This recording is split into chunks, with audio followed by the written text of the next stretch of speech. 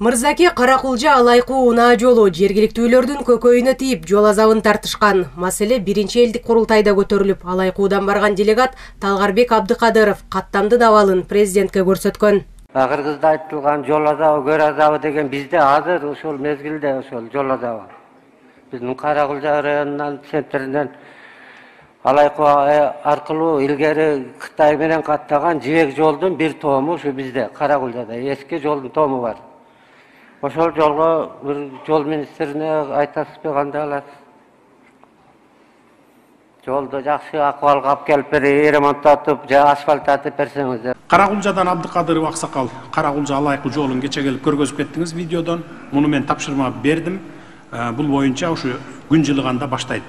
Быйыл Мырзаке Каракулжа Алайкуу унаа жолунун 7 чакырымдан ашыгын оңдоо каралган. Эң көйгөйлүү делген Лайталаада 2 чакырым, Чалмада 2,2, ал эми Капчыгайдан Талды сууга чейин 3 чакырым жолду бюджеттин эсебинен оңдоо башталган. Ал жыл соңуна чейин бүткөрүлмөкчү.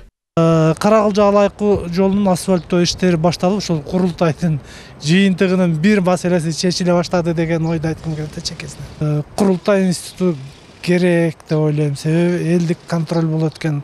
Элдин өзүнүн мисалы үчүн ар бир айылдын, ар бир райондун өзгөчө проблемаларын чечкенге ошол курултай институтун киргизсе көзөмөл жакшы болот.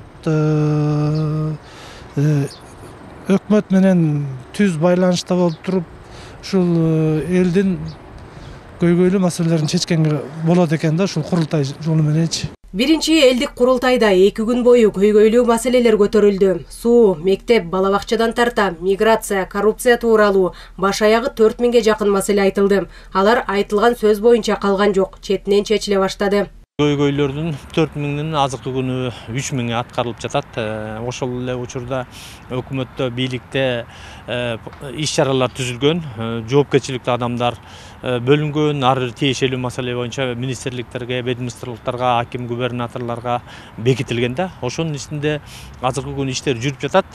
Жалпы жонунан айтканда, ошо 3000'nin ичинен бүгүнкү күнү 500'дөн ашык курулуш иштери жүрүп жатат. Курулуш иштерине токтоло кетсек, ошо 205 мектеп салынып атат. Былтыркы курултайда көтөрүлгөн маселелердин аткарылышы тууралуу быйыл өтө турган жыйында маалымат берилет. Быйыл элдик курултай 15 декабрда өткөрүлмөкчү. Өткөн жылкы курултайдын жыйынтыгы боюнча ошол боло турган курултайда отчет берилет. Ошондо ошо боло турган курултайда министрлер кабинетинин төрагасы атайы өз отчет менен чыгып, мына былтыркы курултайда баланча суроо түшкөн эле. Анын баланчасын аткардык. Баланчасын болсо келечекте аткарабыз деген сыяктуучу. Мисалы ал жерде өтө чоң маселелерди планга киргизип, бюджеттин мүмкүнчүлүгүнө жараша аткаруу иштери улантылып атат. 15 декабрдагы элдик курултайды өткөрүү боюнча уюштуруу комитети алгачкы жыйынга чогулду. Отурумга уюштуруу комитетинин курамына кирген президенттин администрациясынын кызматкерлери, президенттин облустардагы ыйгарым укуктуу өкүлдөрү, министрлер, Бишкек жана Ош шаарларынын мэрлери жана коомдук ишмерлер катышты. Курултай жөнүндөгү конституциялык мыйзам кабыл алынды. Уюштуруу комитети бир дагы саясий иш-чараларга катышпайт, шайлабайт, шайланбайт жана шайлоо учуруна таасир көргөзбөйт.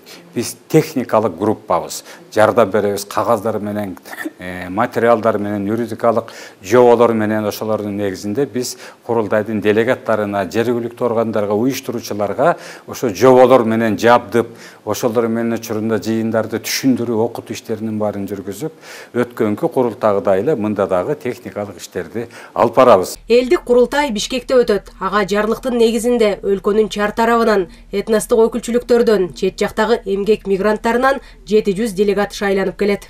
Ошол койгон суроолор дагы делегаттардын баягы деңгээлине жараша болот го деп ойлойм.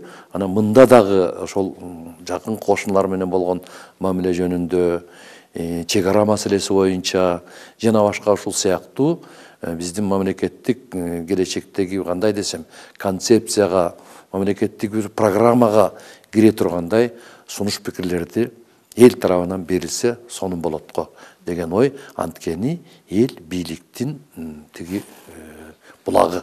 Былтыр элдик курултай 25-26 ноябрь күндөрү өткөн. Курултай эл менен бийликтин ортосундагы көпүрө. Тарыхта дагы тагдыр чечер учурларда курултай чакырылып, маанилүү маселелер ортого салынган. Жазгүл Сейдахматова, Меримбек Жусупбек уулу, Иният Эргешова, ЛТР, Бишкек.